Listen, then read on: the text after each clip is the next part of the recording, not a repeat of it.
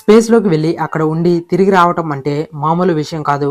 మనుషులకే చాలా కష్టమైన విషయం. అలాంటిది స్పేస్‌లోకి కుక్కలు, కోతులు, తాబేలు వెళ్ళాయని మీకు తెలుసా? ఈ వీడియోలో స్పేస్‌లోకి వెళ్ళిన మీరు కూడా ఊహించలేని విచిత్రమైన జంతువులు, జీవుల గురించి చెప్తాను. పూర్తి వీడియోను చూసి నచ్చితే లైక్ చేసి షేర్ చేయండి. హాయ్, నా పేరు లిబ్నాల్ అక్వరం. ఈ వీడియోలోకి మీకు స్వాగతం. స్పేస్‌లోకి జంతువులను ఎందుకు పంపించేవారు? మనుషులు ఏదైనా మెడిసిన్ కనిపెడితే ముందుగా జంతువుల మీద ఎలాగ ప్రయోగం చేస్తారో అలాగే మనుషులు స్పేస్లోకి వెళ్లే ముందు చాలా జంతువులను స్పేస్లోకి పంపించేవారు. అవి చనిపోయినా కూడా పెద్దగా అడిగేవారు ఉండరు కదా. అంతరిక్షంలో పరిస్థితులు ఎలా ఉంటాయి, స్పేస్లో ప్రయాణం జంతువులను ఎలా ఎఫెక్ట్ చేస్తుంది, మనుషులకు అక్కడి పరిస్థితులు ఎలా ఉంటాయో తెలుసుకునేందుకు వీటిని పంపించేవారు. స్పేస్లోకి వెళ్ళిన మొదటి జీవులు ఈగలు. 1947లో అంతరిక్షంలో కాస్మిక్ రేడియేషన్ గురించి తెలుసుకోవడానికి పంపించారు. దీని తర్వాత అంతరిక్షంలో జీవులు బ్రతకగలవని సైంటిస్టులకు తెలిసింది. దీని తర్వాత చాలా జంతువులు స్పేస్లోకి వెళ్ళాయి. అందులో చాలామందికి తెలిసిన జంతువు లైకా. 1957లో రష్యా సైంటిస్టులు ఒక వీధి కుక్కను స్పేస్ మిషన్ కోసం సెలెక్ట్ చేశారు. వీధి కుక్కలు ఎలాంటి పరిస్థితులనైనా తట్టుకోగలవని వాళ్ళ నమ్మకం.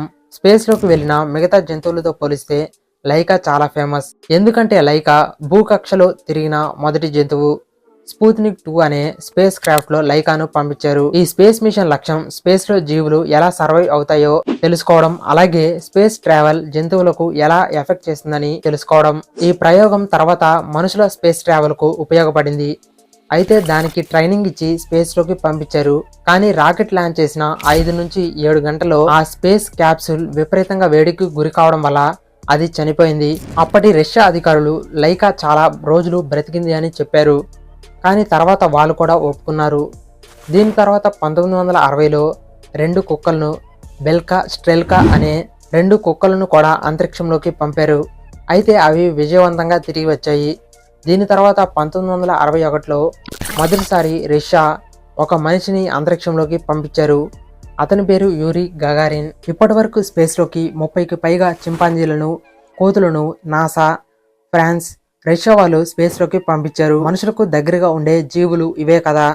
1948లో అమెరికా వాళ్ళు V2 అనే రాకెట్లో ఆల్బర్ట్ 2 అనే కోతిని పంపించారు. కానీ తిరిగి వచ్చేటప్పుడు పారాచూట్ ఫెయిల్యూర్ వల్ల అది చనిపోయింది. అలాగే హ్యామ్ అనే చింపాంజీని కూడా 1961లో స్పేస్లోకి పంపారు. భూమి కక్షలో తిరిగిన మొదటి చింపాంజీ ఇది. అయితే ఇది స్పేస్లోకి వెళ్ళి తిరిగి వచ్చి చాలా సంవత్సరాలు బ్రతికింది కూడా. 1950లో ఒక ఎలుకను కూడా స్పేస్లోకి 137 కిలోమీటర్ల దూరం వరకు పంపారు. హ్యూమన్ బాడీ స్పేస్ ట్రావెల్కు ఎలా సహకరిస్తుంది అని తెలుసుకోవడానికి. అయితే అది కూడా చనిపోయింది. ఎలుకలే కాదు, తాబేళ్లను కూడా స్పేస్లోకి పంపారు. మనుషులు చంద్రుడిపైకి వెళ్ళకముందు దాని గురించి తెలుసుకునేందుకు పంపారు. జాండ్ 5 అనే స్పేస్ షిప్లో 2 తాబేళ్లను పంపారు. అయితే అవి సేఫ్గా భూమి మీద ల్యాండ్ అయ్యాయి. అయితే అవి 10% బరువు తగ్గాయి. తాబేలు మాత్రమే కాదు, ఇంకా చాలా జంతువులు స్పేస్లోకి వెళ్ళాయి. 1970, 75, 1985, 2014లో స్పేస్ మిషన్లలో భాగంగా కప్పలను స్పేస్లోకి పంపారు. వాటిని ఎందుకు పంపించారంటే స్పేస్లో మైక్రోగ్రావిటీ మీద రీసెర్చ్ చేయడం కోసం. స్పైడర్స్ 1973లో స్కైలెబ్ 3 అనే స్పేస్ మిషన్లో, అలాగే 1984లో, అలాగే 2006లో ఇంటర్నేషనల్ స్పేస్ స్టేషన్లో కూడా స్పైడర్స్ కొంతకాలం ఉన్నాయి. వీటిని ఎందుకు పంపారు అంటే స్పైడర్స్ ఎలా అంతరిక్షంలోని వాతావరణాన్ని అడాప్ట్ చేసుకుంటాయి అని తెలుసుకోవడానికి. అలాగే చేపలు, కప్పలను పంపించిన స్పేస్ మిషన్లో, అలాగే వేరే స్పేస్ మిషన్లలో కూడా కొన్ని రకాల చేపలను పంపారు. అవి ఎలా అంతరిక్షంలోని వాతావరణాన్ని అడాప్ట్ చేసుకుంటాయి అని తెలుసుకోవడానికి. అలాగే టార్డిగ్రేడ్ అనే సూక్ష్మజీవులను కూడా స్పేస్లోకి తీసుకువెళ్లారు. టార్డిగ్రేడ్ అనేవి సూక్ష్మజీవులు. అవి నీళ్లు, నేల ఎక్కడైనా బ్రతికేయగలవు. 150 డిగ్రీ సెల్సియస్ల వేడి, -200 డిగ్రీ సెల్సియస్ల చలిని కూడా ఇవి తట్టుకుంటాయి. మనుషులు తట్టుకునే రేడియేషన్ కంటే 1000 రెట్లు ఎక్కువ రేడియేషన్ను ఈ జీవులు తట్టుకోగలవు. 2005, 2008 అలాగే 2019లో European space agency, NASA, Israel వాళ్ళు వీటిని స్పేస్లోకి పంపారు. ఎందుకంటే ఈ జీవులు ఎక్స్ట్రీమ్ కండిషన్లలో కూడా బ్రతకగలవు. అందుకే వీటిని స్పేస్లో రేడియేషన్, మైక్రోగ్రావిటీ గురించి తెలుసుకోవడానికి పంపారు. అవి 24 గంటల్లో అంతరిక్షంలోని వాతావరణానికి అలవాటు పడ్డాయి. అలాగే అలా రేడియేషన్ను తట్టుకోగలిగాయి. పిల్లులను కూడా స్పేస్ మిషన్లలో స్పేస్లోకి పంపారు.